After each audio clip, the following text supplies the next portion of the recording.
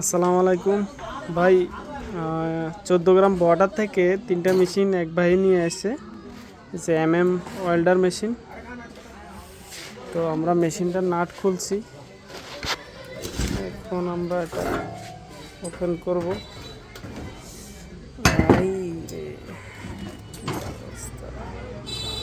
তো দেখলাম যে কাজটা হয়েছে সেটা হচ্ছে আইজিবিটি, যে আইজিবিটির আগে যে ছোট ছোট পাস থাকে এগুলো ফালাই দিই। ডিপ যে পাসগুলো আছে, মানে বড় সাইজের ফাঁস দিই, যে গুলু লাসা টাসা দিয়ে বসাই দিছে, যদিও এটা টেকে নাই এত কিছু করার পরেও। তা আমরা এই কাজটা নিজেদের মতো করেই করব এবং কি চেষ্টা করব সেটা সার্কিটের প্রথম স্টেপে যেভাবে ছিল অরিজিনালি ওইভাবে কাজ করার জন্য। এই যে বডি থেকে সার্কিটটা আলাদা করছি, এই যে পাঁচগুলো কীভাবে লাগাইছে একটু দেখেন, কাগজ মাগজ দিয়ে। তো হাই ভোল্টেজে এভাবে লাগানো আসলে ঠিক না, এভাবে লাগালে এগুলো টিকবে না।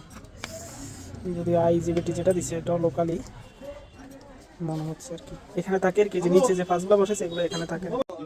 তো ভাই আমরা এসএমডি ফাঁসগুলো বসাইছি সেম যেভাবে অরিজিনাল থাকে বোর্ডের মধ্যে, সেম এভাবে বসাইছি।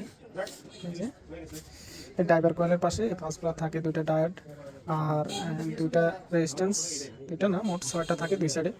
যদি 2 আইজিবিটির হয়, 4 আইজিবিটির হলে আরেকটা বেশি থাকে। এই জায়গার কাজটা খুবই গুরুত্বপূর্ণ একটা কাজ, তো আমরা বিশেষ করে এগুলোর দিকে আমরা ভালো ফোকাস করি। ভাই আমরা কাজটা কমপ্লিট করলাম, এই যে আমাদের যে আইজিবিটি লাগানো হয়েছে আপনাদেরকে দেখাই।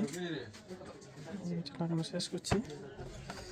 আপনি যে নিচে অনেকগুলা রাবারগুলো দিয়ে লাগানো ছিল, পেপার টেপার দিয়ে, তো আমরা সব ফালাই দিয়ে আমরা আবার অরিজিনালভাবে যেভাবে ছিল ওইভাবে আমরা কাজটা করে দিছি। তো আমাদের কথা হচ্ছে যে যে একটা জিনিস চলতে হলে তার সঠিক ফাস্ট ক্যালকুলেশন করতে হবে, নয়তো এত হাই ভোল্টেজ এবং কি হাই লোডের জিনিস আপনি টিকবে না। এই জিনিসটা আসলে মানে বোঝাটা খুবই গুরুত্বপূর্ণ জিনিস। মেকানিক হিসেবে আমার এসব জিনিস আগে, সবার আগে এসব জিনিসের উপর আমার খেয়াল রাখতে হবে।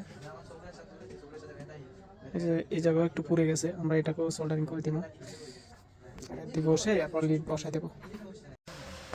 অবশেষে অনেকগুলো ফাঁস পরিবর্তন করার পরে মেশিনটা ইনশাল্লাহ ওকে হলো।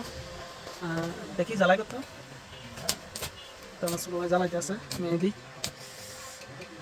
ভলিউম বাড়াও আরও একটু,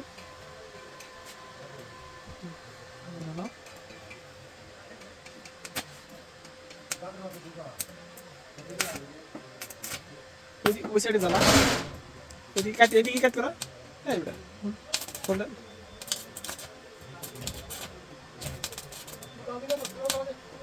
ফুল বাড়াও